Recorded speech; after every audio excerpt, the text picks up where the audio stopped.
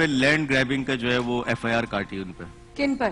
جو میرے ساتھ ساتھی تھے جو کراچی. والد صاحب کا کیس ختم ہوا تو اب وہ ساتھیوں کی طرف آ گئے. وہ دوسری طرف آ گئے. اچھا عالمگیر آپ کو میں یہی آپ کی بات کو روکوں گی, وہ کہوں گی یہی قصے کو آگے لے کے چلیے گا آپ کہ یہاں تھوڑا سا وقفے کے بعد کہ ابھی والد صاحب کے اوپر کیس ہوا کیونکہ گاڑی ان کے نام پہ رجسٹر تھی. اب جب وہ کسی طریقے سے روکا, وہ کیسے روکا وہ بھی میں پوچھوں گی ان سے. کتنے جو ہیں, کیونکہ میں خود اس چیز سے گزر کر آئی ہوں عالمگیر, میں نے جتنا بہن بیٹیوں کے حوالے سے جتنے بھی سوشل ایشوز اور ڈومیسٹک وائلنس گھروں میں ہونے والے ساس سسر کی طرف سے یا معاشرتی طور پر جو بھی ظلم ہوئے اس کے اوپر کیسز ری اوپن کرائے. آپ لوگ سمجھتے ہیں میرا سفر آج میں مسکراتی ہوں بہت آسان رہا ہے, ایسی بات نہیں ہے. مجھے جیل کے اندر تک سے دھمکیاں آئی ہیں. یہ وہ بہن بیٹی ہے آپ کی, اس کو جیل کے اندر تک سے دھمکیاں آئی ہیں, لیکن میں نے اپنا سفر نہیں روکا.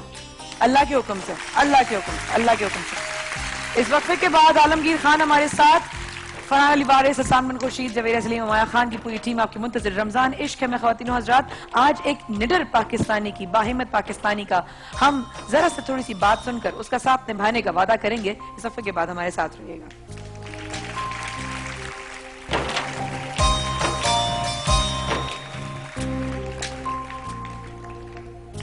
دیکھنے والوں کو, سننے والوں کو ایک بار پھر ہم کرتے ہیں خوش آمدید. رمضان عشق ہے میں ہماری ٹیم, ڈاکٹر عمر راحل نے بھی ہمیں جوائن کیا. السلام علیکم, کیسی ہیں, خیریت سے ہیں؟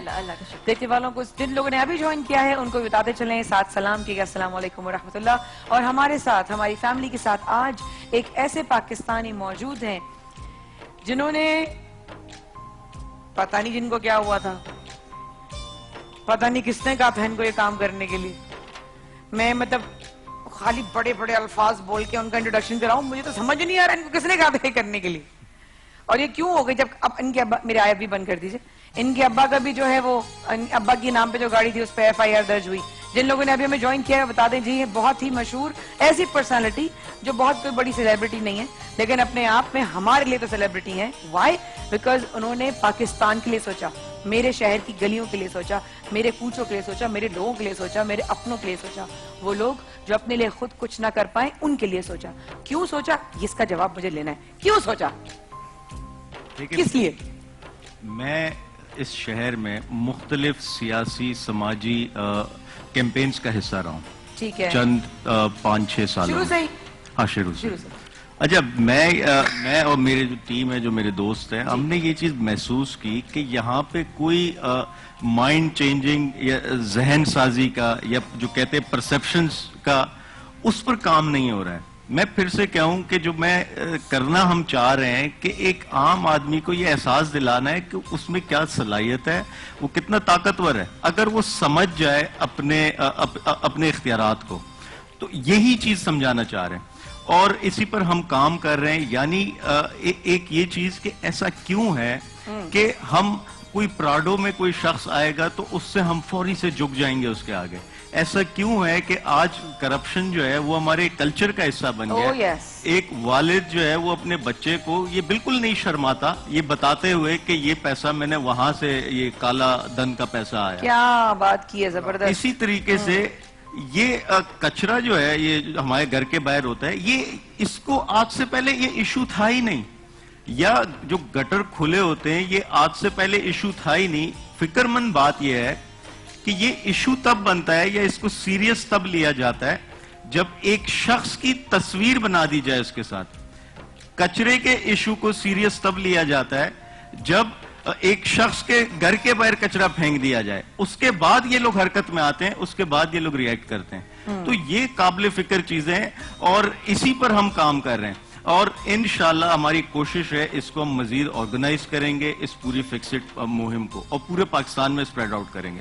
ابھی فی الوقت تو ہم جو سیوک ایشوز ہیں, جو یہ بلدیات کے ایشوز ہیں, ان کو ہم نے ہائی لائٹ کرنا ہے. اور میں نے اس دن کہا تھا جس دن میں بیل پہ نکلا تھا لاک اپ سے, یہ میں اگلا سوال کرنے والی تھی کہ آپ پر جو FIR ہوئی اس میں آپ اریسٹ بھی ہو چکے ہیں. جی میں ہو چکا ہوں.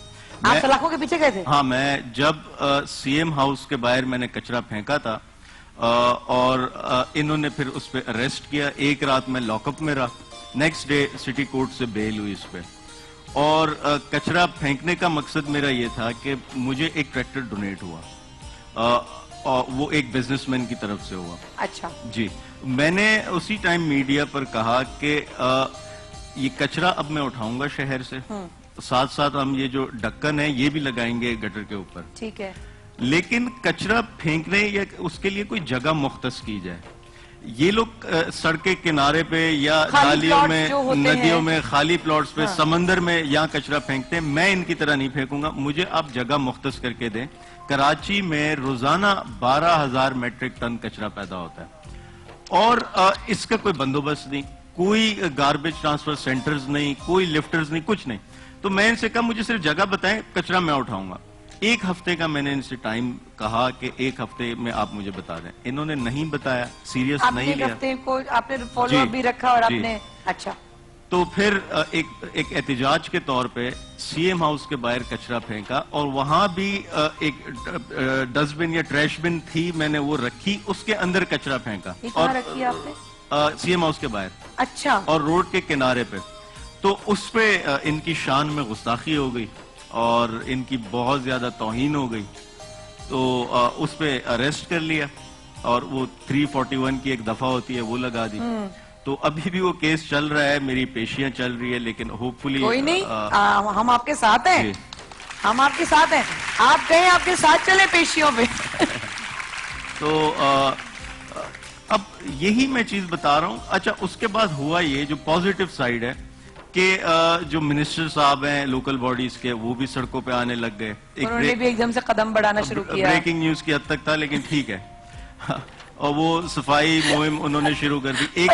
صرف بریکنگ نیوز کی حد تک تھا, ہم نے غور کیا اسے بریکنگ نیوز کی حد تک تھا. ایک سیاسی جماعت بھی آئی صفائی کرنے کے لیے اس شہر میں, انہوں نے صفائی مہم چلائی.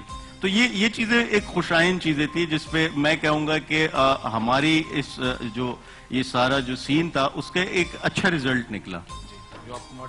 ہاں وہ ایک اچھا, اور لوگوں میں تھوڑا سا شعور آیا, لوگوں نے کچرے کو سیریسلی لینا شروع کر دیا. کچرے کو سیریسلی لینا شروع کر دیا. آج سے پہلے نہیں تھا ایسا. مجھ سے بہت سی کمیونٹیز نے بہت سی علاقوں سے رابطہ کیا اور وہ مجھ سے یہی کہتے ہیں کہ پلیز یہاں کچرا ہے یہ آپ اٹھوائیں یا وغیرہ. اچھا میرا یہ کہنا ہے, جو بھی مجھے دیکھ رہا ہے, جو مجھے کمپلینٹس بھیجتے ہیں, میں ان کی مدد کرتا ہوں جو مجھ سے یہ کہتے ہیں کہ میں نے کرنا ہے, آپ صرف مجھے وسائل دیں. میں ان کی مدد ہرگز نہیں کرتا جو مجھ پہ ڈیپینڈنٹ ہو, وہ کہیں کہ آپ آئیں اور یہ کام کر کے جائیں. میں ہرگز نہیں آؤں گا. ہمارے ساتھ ہمارے ریحان بھائی بھی آ چکے ہیں. ریحان بھائی السلام علیکم ورحمۃ اللہ. ریحان بھائی آئیے تشریف لائیے. ریحان بھائی ہمارے آج بہت ہی خاص مہمان ہیں عالمگیر خان. السلام علیکم. جی جی ہے نا, بیٹھے ریحان بھائی شامل ہو گفتگو میں. اچھا بھی ہوتا ہے کہ اگر کوئی بندہ کام کر رہا ہے تو پہلے تو اپریشیٹ کریں گے, بھائی جناب عالمگیر صاحب نے بہت اچھا کام کیا جی, بہت اچھا کام. اچھا اب ان چیزوں کو فالو اپ نہیں کیا جاتا کہ چلو جیسے انہوں نے کیا ویسے چلو ہم بھی اپنے طور پہ اپنی ذات کے حساب سے کرنا شروع کریں. وہ ان کے اوپر ڈال دیا نا, آپ یہاں سے بھی اٹھوا لیں کچرا, یہاں سے بھی اٹھوا لیں. یہاں بھی وہ جو ہے ایک طرح سے نوابی ہے کہ مطلب ایک شخص نے اگر بیڑا اٹھا لیا ہے تو بس ان کو ہی نوکر بنا دیا جائے کہ جناب عالمگیر صاحب ہمارے یہاں کچرا نہیں ہے, آپ اٹھا لیں. تو یہ بھی غلط ہے.